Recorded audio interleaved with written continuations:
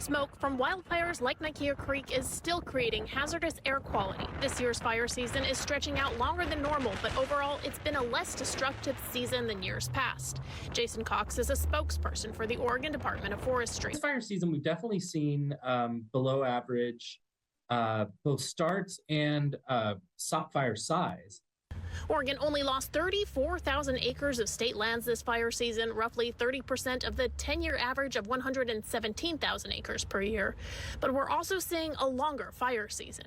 Looking at vegetation this dry and temperatures this hot in October is pretty unusual, and the result is that we've seen heightened fire activity. Studies show that getting a handle on that dried vegetation by creating fuel breaks can help slow down the flames. Oregon State University is partnering with the U.S. Bureau of Interior to figure out the best way to do that. Their latest research involves cows. David Bonnar is the director of the Eastern Oregon Agricultural Research Center. The virtual fence technology has allowed us to use these collars that we put on the cattle to restrict them to a certain area. The technology creates a virtual fence by using radar to detect when cows go out of bounds. Their collar makes a noise that they associate with a low-level shock, which then pushes them back into the fuel break. Our target was to reduce the amount of forage there by 50%, and we were very effective in doing that. He says this new technology is a cost-effective way to build fuel breaks that can significantly slow down fires. Police are looking for whoever shot a man on the south end of the Aurora Bridge. This happened around 9:40 last night at southbound Aurora and Raye Street. That's right near the famed Canlis restaurant. At this point, we know a man was shot in the leg. He's hospitalized right now.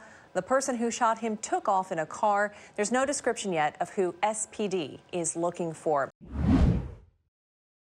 Preston, Captain Toole is definitely being hailed a hero tonight, even though he would say he was just doing his job and he's always serving no matter what. But a lot of people would agree it's thanks to him and some good Samaritans that a man is alive tonight.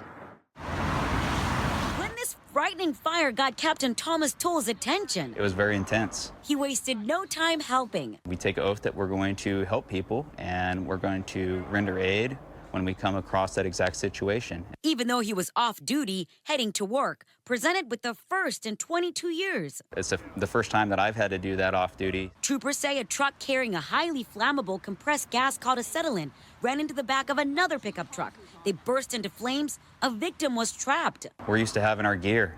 We're used to having a mask, and I didn't have any of those things. A bystander with a crowbar broke out a window. Then the captain and Good Samaritans pulled out the victim. Still burning. But the flames started to intensify. They moved the victim even further away. Moments later, one of the acetylene tanks exploded. Thank goodness for his quick actions, because at that point, it was a matter of seconds. He was on fire. Captain Toole is a humble man. He won't take credit for this rescue. I was happy to be able to help. He'd just say he was doing his job. It was a good day.